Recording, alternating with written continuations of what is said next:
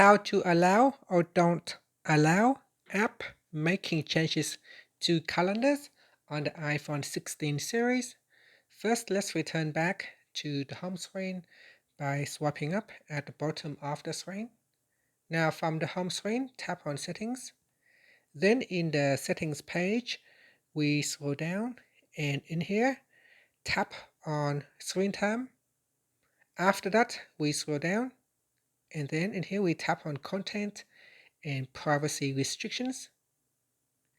Next, scroll down.